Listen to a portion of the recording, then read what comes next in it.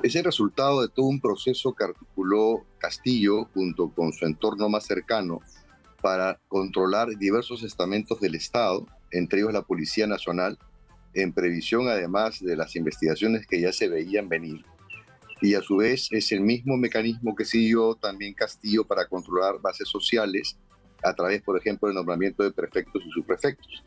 Era todo un intento por controlar el Ministerio del Interior. Dentro del Ministerio del Interior, controlar también a la Policía Nacional. Tener, digamos, generales cómplices, porque si ya participan en un delito, tanto la autoridad como los propios generales, estamos hablando de que son obviamente cómplices en un delito, ¿no? El ascenso $40.000 según la tesis fiscal. Bienvenido, ex viceministro Valdés, a Exitosa. ¿Qué tal? Buenos días, Karina. Un gusto. Mucho gusto, muchas gracias por atendernos.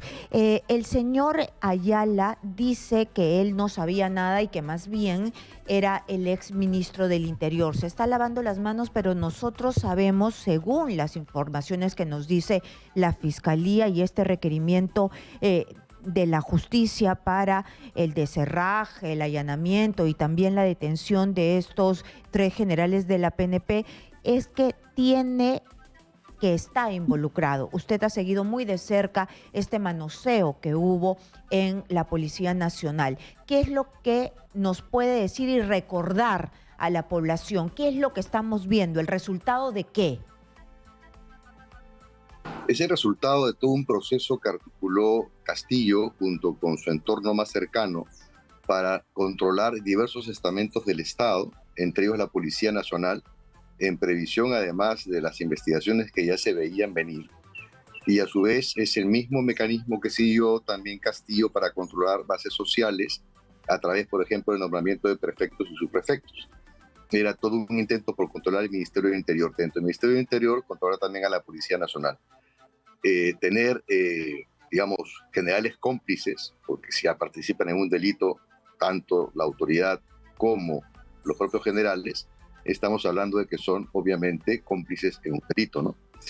Eso era parte de la estrategia que siguió Castillo en ese entonces y que obviamente fue denunciado esto por el propio subcomandante general de la policía en diciembre del año pasado, donde dijo claramente que él había renunciado a ser subcomandante de la policía por este maltrato que se había hecho con los datos oficiales, que obviamente no habían podido ascender a generales porque no habían aceptado pagar la coima, ¿no? Muy bien, entonces nosotros lo que podemos ver aquí es que el caso se llama, porque acá yo tengo la resolución, el caso se llama Control del poder de las Fuerzas Armadas y la Policía Nacional. Nosotros podemos sacar conclusiones y a la luz de los hechos de lo que hizo el 7 de diciembre Pedro Castillo, este autogolpe fallido, es que estuvo ordenando, organizando las fichas para precisamente dar este golpe de Estado que finalmente fue fallido, pero él lo quiso dar y quiso entornillarse en el poder como un dictador.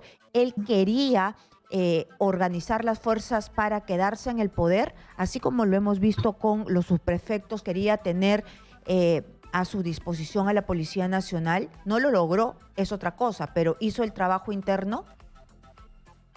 Así es, hizo el trabajo interno. Creo que parte de esta estrategia fue el nombramiento de los generales para tener gente adepta. No hay que olvidar que los puso en sitios claves, en la frontera norte con Tumbes, en la frontera sur con Tacna, los puso en lavado de activos, los puso en inteligencia, los puso en otros puestos de frontera, como por ejemplo Ucayali. Creo que todo esto en previsión. Después los puso en el Callao, en el manejo del aeropuerto y del puerto. Entonces, era parte también de una forma de resguardarse a través de un circuito de protección que él, digamos, lo organizó con clara conciencia de que podía usarlo en algún momento. Felizmente que la actuación del Ministerio Público y las denuncias de los comandantes generales de las Fuerzas Armadas y a su vez del subcomandante general de la policía, que se opuso a Gallardo, que era el comandante general de entonces. Recordarán que estaba el ministro Guillén, un ministro probo, que tampoco aceptó este manoseo y finalmente termina por salir Castillo no le quedó más remedio que prescindir de Gallardo y tuvo también que prescindir de su ministro, porque él sí puso sobre el tapete que no estaba dispuesto a aceptar ese tipo de situaciones. Sea como fuere, esto se suma también a la estrategia que siguió Castillo, también con bases sociales. Hay que recordar que también se comprometió con los maestros del FENATEP, les entregó la posibilidad de dialogar en el Ministerio de Educación, lo mismo hizo con los ronderos, les ofreció logística, camionetas, recursos, lo mismo hizo después con los estudiantes, donde los encandiló con la posibilidad de ingresar a las universidades sin dar algún tipo de examen, lo propio con los cocaleros, permitiéndoles la erradicación cero, y así con los mineros informales les prolongó la posibilidad de esto que se llama el registro del REINFO, que lo extendió hasta diciembre del año 2024, y esto en colaboración también con el Congreso de la República. Entonces, toda esta estrategia estaba desarrollada para manejar las fuerzas por un lado y por otra parte armar bases sociales que pudieran salir en su respaldo. Los prefectos y subprefectos, que en principio lo representan, pero que tienen la finalidad principal de mantener el orden público y la paz social, intermediar en los conflictos sociales y no interferir en ellos, que fue lo que finalmente terminaron haciendo, era también parte de esa estrategia. Recordemos que el primer conflicto que ocurre en Interior, cuando estaba Carrasco como ministro, fue la renuncia de los viceministros de Orden Interno y Seguridad Pública, porque quisieron poner a una persona que no reunía los requisitos en gobierno interior. Desde ya, además, se veía ya las visitas de altos funcionarios del Congreso de la República y de otras para justamente mediar en la DIRCOTE, en lavado de activos, en corrupción y en la DIVIAC, ¿no? Porque querían justamente que no procedieran las investigaciones que estaban haciendo en esa época. Recordemos también con todos los funcionarios del gobierno regional de Huancayo ligados a Cerrón. Entonces era todo un conjunto, no podemos mirarlo este hecho como algo aislado.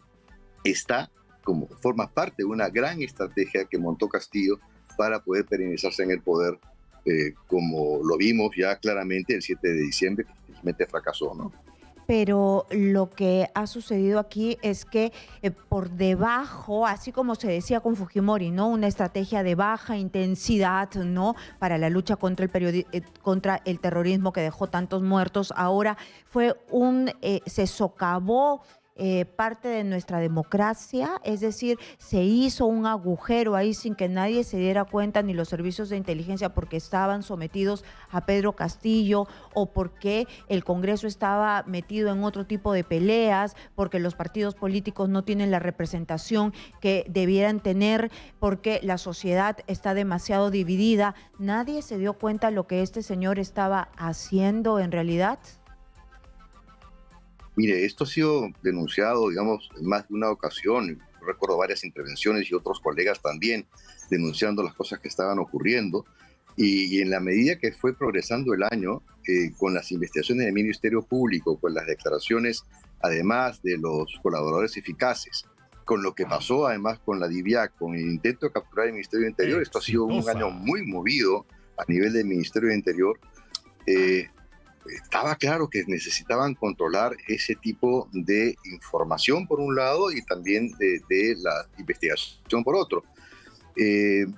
Mire, a lo que yo me refiero es que además, sí, la denuncia sí estuvo, las alertas sí estuvo, los periodistas sí estuvieron, pero sí, no hubo alguien sí. que lo pudiera detener. Él se tuvo que meter un autogolpe, él se metió el cabe, él se cayó solo, él se fue de bruces para que se pudiera detener lo que usted me está narrando. ¿Por qué? ¿Por qué no funcionamos bien? Bueno, mire, aquí porque hay a mí siempre me ha llamado la atención, por ejemplo, cómo fue creciendo la popularidad de Castillo a nivel de la población, pasó de 19 a 30%, y eso es parte de un conjunto de encuestadoras. Creo que Castillo de alguna forma manejó un discurso clientelista que le valió el apoyo de ciertas fuerzas, ¿no? Sociales. Y por otra parte también queda claro que compró votos al nivel también del Congreso de la República. Ahí está el caso de los niños y de otros más. Entonces todo esto fue generando una gran sensación de impunidad y cada uno encontró un poco su zona de confort, empezaron a hacer sus propios negocios, la informalidad fue creciendo en el país, la gente estaba cansada, veníamos de una pandemia muy dura, con necesidad de empleo, la gente no estaba viendo el tema político, lo que estaba viendo era su Su sostén bolsillo, cotidiano. claro. Entonces, todo eso fue lo que creo que yo podríamos conversar mucho más sobre eso, pero hay N cantidad de factores políticos, sociales, culturales, que yo creo que han influido y que hay que analizarlos bien, han influido en esta especie de anomia, en esta especie de letargo por parte de la población Exitosa. y sobre todo también por parte de las autoridades y de los congresistas que realmente jugaron un rol, vamos, bastante pobre, ¿no? Claro, paupérrimo. Muchas gracias por estar aquí, Ricardo Valdés, ex viceministro del Interior, y por supuesto cerrar con lo que él dice, ¿no? Con lo que el señor Valdés reflexiona, que es un tema en conjunto, no solamente el Ejecutivo. El Congreso no ha hecho bien su trabajo y por eso se ha logrado avanzar tanto en esto que nunca nos debe volver a pasar, porque miren cómo estamos en este momento tratando de reconstruirnos y yo sé que vamos a lograrlo. Muchas gracias, señor Valdés, por estar aquí. Nosotros nos vamos a ir a una pausa comercial y regresamos. No se muevan.